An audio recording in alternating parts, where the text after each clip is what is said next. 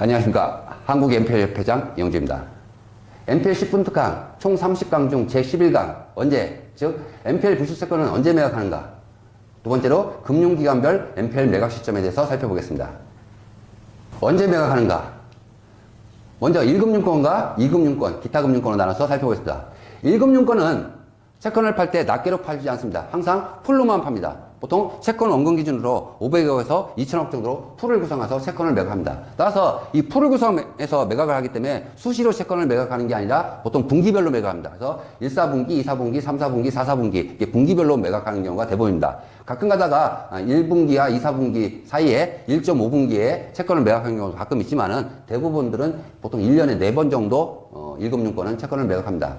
그래서 매각 비율로 보면 1분기 때는 약 채권 매각 비율이 한 15% 되고 2분기 때는 한 30%로 늘어납니다. 왜냐하면 상반기 결산을 하기 위해서 채권 물량이 2분기 때 좀 많이 나옵니다. 그리고 3분기 때 좀 한 15% 1분기하고 비슷하게 나오고요. 마지막으로 4, 4분기 때 연말 결산을 해야 하기 때문에 이 4, 4분기 때 채권이 제일 많이 나옵니다. 그래서 4, 4분기 때가 보통 채권 물량이 1분기에 보통 2배 이상 많으면 3배까지도 나오기도 하고 합니다.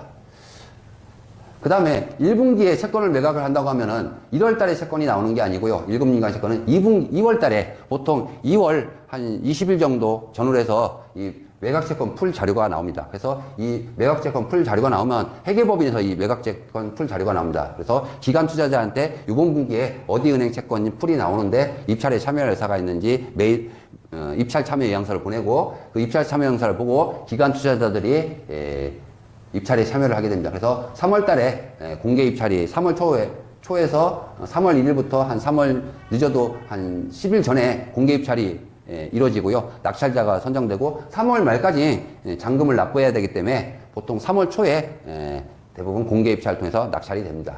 이 낙찰된 채권은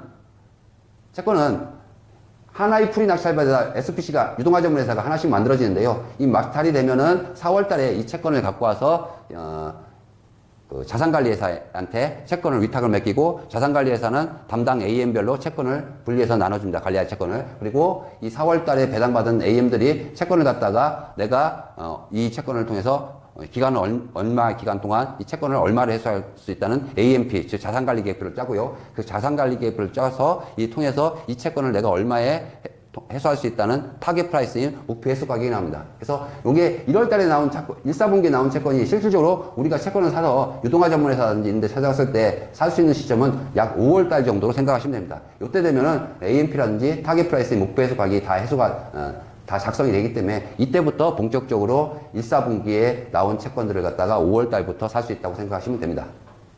1금융권을 제한 기타금융권입니다. 이 기타금융권은 1금융권을 제한 기타금융권은 채권을 풀로 파는 게 아니라 개별 매각을 합니다. 따라서 개별 매각하기 때문에 1금융권 같이 분기별로 파는 게 아니라 수시로 언제든지 자기가 필요할 때 가서 채권을 매입할 수가 있습니다.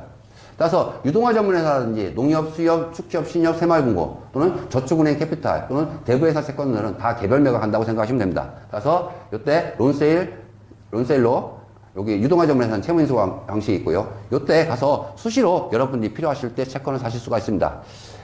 이런 데들은 유동화회사는 채권을 사고 싶으면 이 채권을 관리하고 있는 자산관리회사로 가야 되고 저축은행이라는 캐피탈 이런 데들은 제가 있다가 2층 대부계에 연락해서 채권을 사실 수 있다고 생각하시면 됩니다. 그리고 이 기타 금융권들도 채권을 분기 결산이 중요하기 때문에 3월 말, 1사분기 말인 3월 말 또는 2사분기 말인 6월 말 또는 3, 4분기 말인 9월 말, 그 다음에 4, 4분기 말인 12월 말 때 가까워지면은 채권을 정리를 하기 위해서 좀 더 말일날까지 잔금을 치르는 경우 조금 채권 할인이 좀 더 많이 되는 경우도 가끔 있습니다. 따라서 여러분들이 채권을 수시로 살 수 있지만 금융기관도 여기 기타 금융기관도 분기 결산 또는 상반기 결산 또는 연말 결산을 해서 그 결산 시기에 가까워지면 채권 할인율이 조금 더 낮아지는 경우, 채권 할인을 많이 해주는 경우도 가끔 있다는 얘기를 여러분한테 팁으로 말씀드리겠습니다. 지금까지 부실채권 매각 시점에 대해서 살펴보았습니다. 감사합니다.